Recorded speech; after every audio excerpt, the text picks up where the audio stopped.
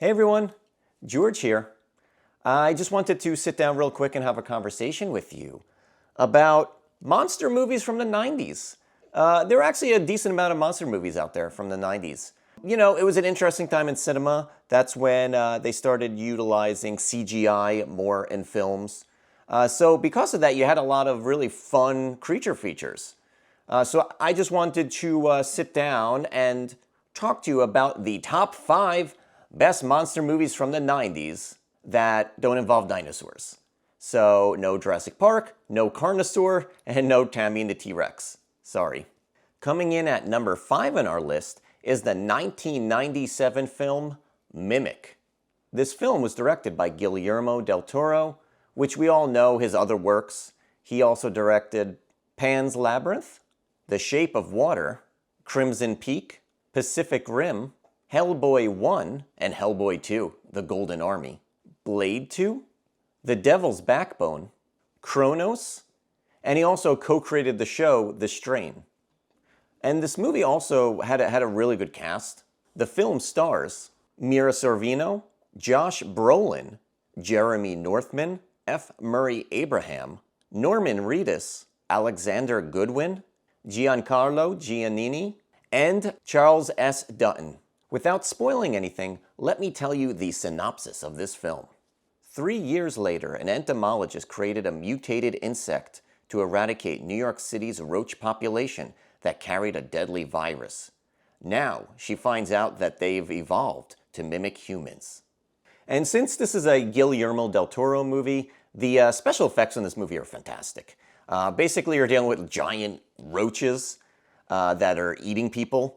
And also mimicking people. Mimicking people to a degree that if you see their silhouette, you think it's a person. But if you see them in like broad daylight, they're just going to look like giant insects. So if you don't like bugs or you can't sit through all of arachnophobia, then this movie's probably not for you.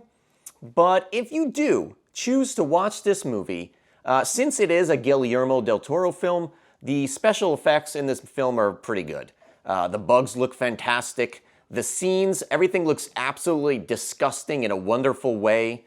The scenes are gross and moldy and wet. You know, it's very moody. And they make New York City just look really, really disgusting.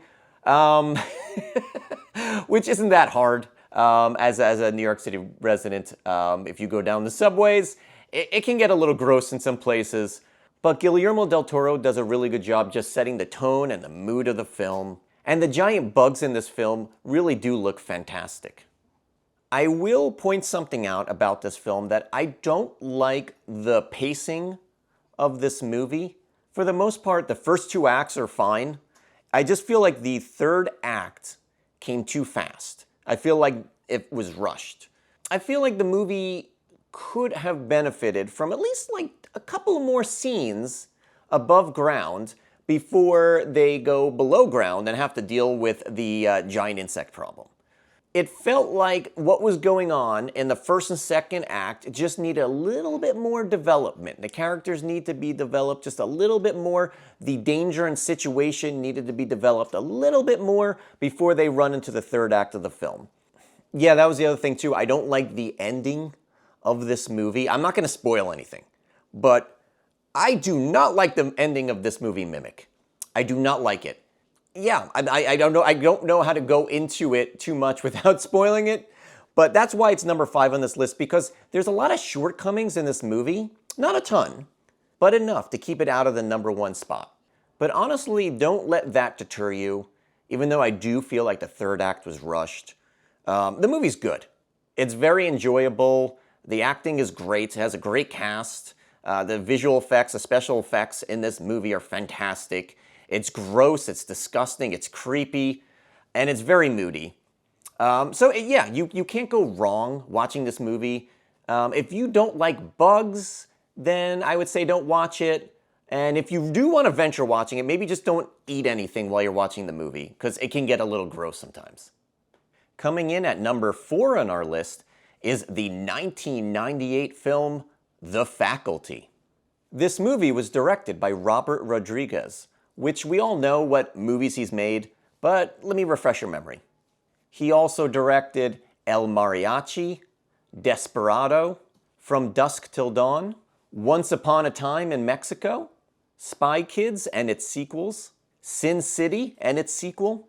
He directed Planet Terror, which was part of Grindhouse, Alita: Battle Angel. Also, he directed a segment in the film Four Rooms, which is a really fun movie if you haven't seen it. Also, he wrote the book Rebel Without a Crew, which is actually a really good book. You should definitely read it if you ever get the chance. It's about how he made the movie El Mariachi. This film was written by David Wechter, Bruce Kimmel, and Kevin Williamson. We all know Kevin Williamson. He wrote the Scream movies, I Know What You Did Last Summer, and he also created the TV show Dawson's Creek. Also, the cast in this movie is actually really good. You have a stacked cast here.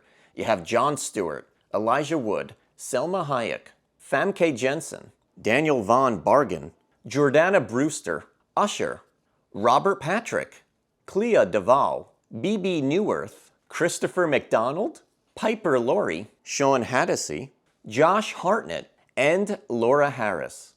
Now, with that out of the way, let me tell you what this movie is about. A small motley crew of high school students work together to combat an alien parasite that has taken control of the teachers in their school. The faculty, so the faculty has monsters in it, but it's not entirely full of monsters. It's not till like the third act of the movie do you really start seeing the monsters. That's why the movie has slasher elements to it. You know, you don't want to just show the alien right away from the very beginning. You know, you're going to have the people who are controlled by the parasites doing their thing, and that's where the slasher element comes in, because you have people chasing other people, right? You have people harming other people. So, you know, it's very much a slasher movie, and then it becomes a sci-fi movie. And that's why I like it. It has elements of things I like, just like slasher films, horror films, sci-fi movies, monster movies. And then it also has like fun, little quirky, self-aware humor in it as well. I will say this. The movie, and this probably goes into like Kevin Williamson style of writing. What I don't like about this movie, I think all the characters are just too perfect. I feel like it's, you know what it is? It's like, it's very much the teen horror movies from that day. You know, you look at Scream, you look at the Scream trilogy, the original Scream trilogy, you look at I Know What You Did Last Summer, and you look at this movie. You have to be in the mood to watch those movies. They're good. I actually really enjoy them. But everything's just super polished, super well lit, and I feel like you're just watching like a teen drama with monsters in it. And I enjoy that when I'm in the mood for it. But I just feel like all the characters, and this is just, you know, goes with Kevin Williamson scripts, is just all the characters, whether they're teachers or whether they're the students, like whether they're like the cheerleader or the school nerd or the school burnout who gets nothing but Fs in every class, all of them talk like their IQ is astronomically high. And, you know, it's okay. It's fun. You just kind of just have to sit back and enjoy that. And, you know, that's not for everyone. And sometimes I'm not in the mood for that either. So that's why this is number 4 on the list and not like number 1. Even though I do, when I want to watch this movie and I want to watch a monster movie or like an alien movie, I do enjoy this film. But this movie is, I understand this movie is not for everyone. Coming in at number 3 on our list is the 1998 film Deep Rising. This film was written and directed by Stephen Sommers. He also wrote and directed the movie The Mummy and The Mummy Returns. This film stars Treat Williams, Famke Jensen, Una Damon, Anthony Heald, Jaimon Hounsou, and Wes Studi. With that out of the way, let me tell you the synopsis of this film. A group of robbers board a luxury ocean liner only to find the ship empty. While on the ship, they fight for survival as giant man-eating tentacles move throughout the ship. This film is a lot of fun. It's very cheesy. It's full of a lot of action. It's full of a lot of cliches. You know, the visual effects are fantastic. The movie is like super polished. The action's very polished. The creature effects and the visual effects in this movie are very polished. It is fun seeing a monster movie where the creature is huge, so big that for most of the movie, all you are seeing are its tentacles. You know, you're not seeing the monster. This is not really a spoiler. Like, you know, eventually you're going to see, like, the full monster in this movie, right? You don't see the full monster in this movie till the end, till the final battle. But for most of the movie, you are dealing with just its tentacles. And I actually really enjoyed that. And it really builds up the suspension. You're like, oh boy, I just can't wait till you face off with this monster. Because, you know, it really does build up like this thing is really dangerous. Something that is like a really fun moment in this movie is, you know, they did it in like Ghoulies, or maybe Ghoulies 2, I forget, where there's like a person sitting on the toilet and like the monster comes up through the toilet. They do this in this movie where there's like a scared person on the ship, like locks them up in themselves up in the bathroom, and the tentacle comes up through the toilet and gets the person. I don't know what it is. It was in Jurassic Park 2 where the lawyer got eaten by the T-Rex. He was hiding in the bathroom and he was sitting on the toilet. There is just something fun with a person encountering a monster when they're sitting on the toilet. Like, yeah, I know they're not like really going to the bathroom or anything like that. They're just scared. But, you know, it's just like a very fun, vulnerable moment. And, you know, they actually make a joke about that in, this movie is not on that list because this is a different decade. In the movie Zombieland, the main character makes a joke that a lot of people end up getting killed by the zombies when they're sitting on the toilet because you're in this very vulnerable spot and you're in this very vulnerable space. So I don't know, there's just something really fun about a person meeting their demise to a monster while sitting on the toilet. What do I not like about this movie? Why is this movie not number 1 on this list? Yeah, it's not even number 2 on this list. There's not a lot that I dislike about this movie. I love this movie. This movie is so much fun. The thing about this movie is similar to The Faculty, is that this movie is like super polished, like highly polished. You know, The Faculty, just going back real quick, The Faculty was very much Kevin Williamson, just like teen drama with like killing going on, right? And like monsters. This movie felt like a 90s action movie that had monsters in it. Imagine the movie Speed 2 Cruise Control, where there are people hijacking the boat, and they have all these machine guns and heavy weaponry, and then a giant tentacle monster shows up and starts attacking everyone. That's what this movie is. Basically, imagine a bunch of people in like a 90s action movie with giant machine guns running around fighting these tentacles that are like picking people off. I don't know. I kind of went on a rant here, and this was supposed to be me explaining why I don't like the movie, but I just reinstated why I like the movie. I just don't think this is number 1 material. I wouldn't say this movie is too commercial. It's just too polished. I feel like there's other monster movies from the 90s that are better than Deep Rising. That's why it's not number 1. But I really do love this movie. Coming in at number 2 in our list is the 1997 film The Relic. This film is directed by Peter Hyams. It was adapted from the book Relic, written by Douglas Preston and Lincoln Child. The film stars Penelope Ann Miller, Tom Sizemore, James Whitmore, and Linda Hunt. The creature design in this movie was done by Stan Winston and his studio. And honestly, it's a really cool creature, and we all know who Stan Winston is. He did the creature effects for Jurassic Park, Aliens, The Terminator, Terminator 2, The Thing, Predator, and Leviathan. With that out of the way, let me tell you what this movie's about. Set in Chicago, a detective and an evolutionary biologist tried to defeat a large man-eating creature that calls the Field Museum of Natural History its home.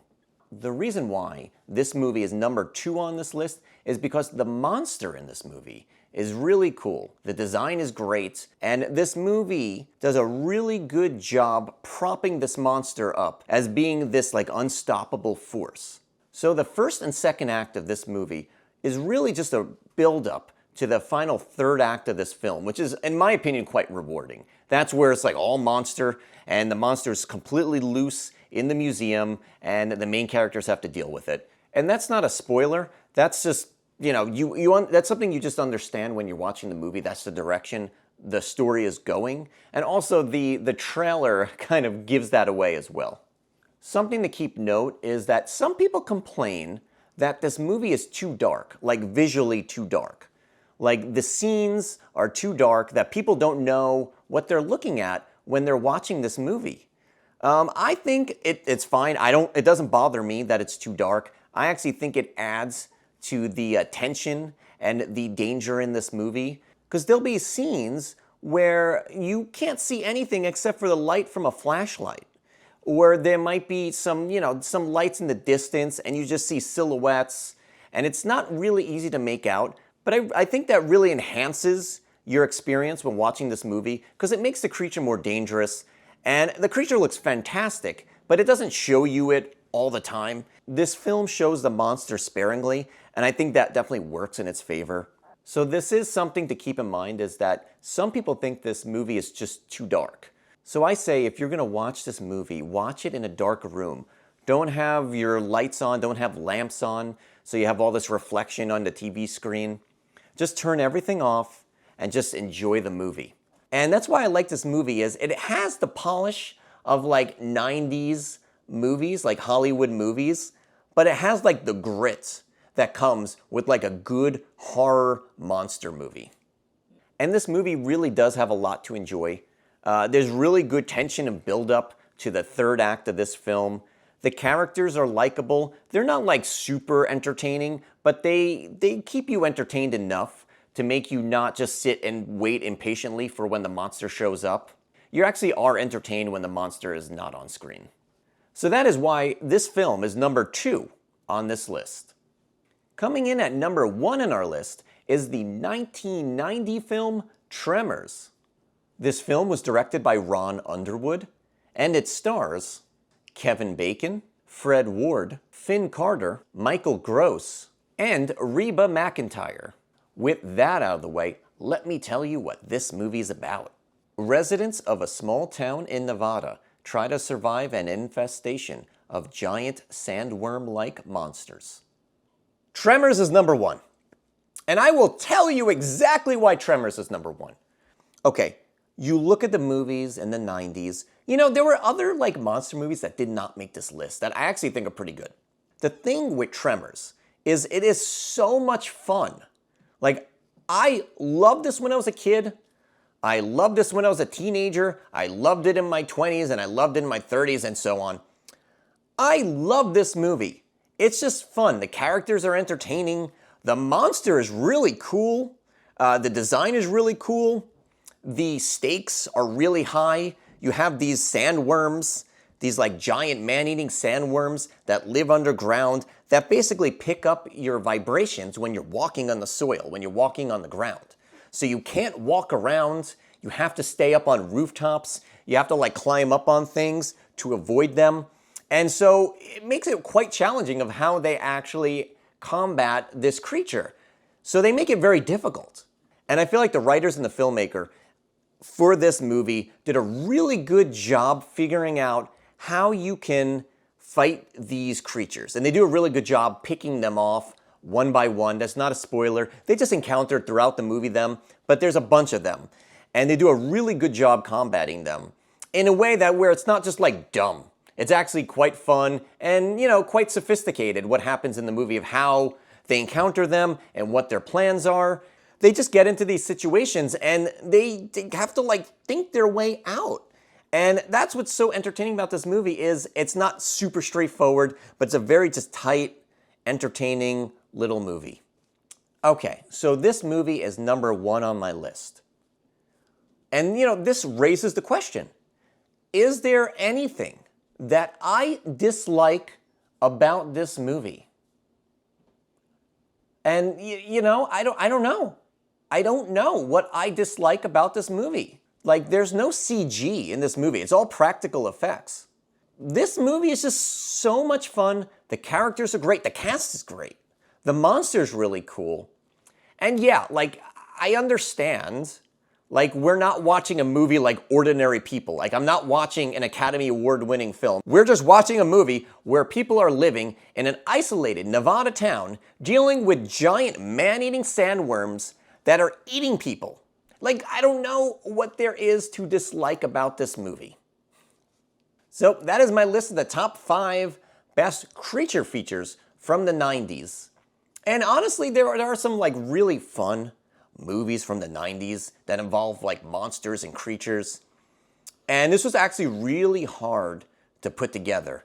I'm happy with this list. I'm okay with this list. I feel confident in this list. I feel like if you want to sit down one night and watch a monster movie from the 90s, and you choose any of these 5 films, I don't think you'll be disappointed. Just go into each of these films knowing what you're gonna see. Like, if you're not in the mood to watch a Kevin Williamson film, don't watch The Faculty. Or if you're not into like insects and bugs freak you out, like, don't watch Mimic. But like, I do think if you're just have an open mind and you want to watch a monster movie from the 1990s, any of these 5 movies will not disappoint you. Bye.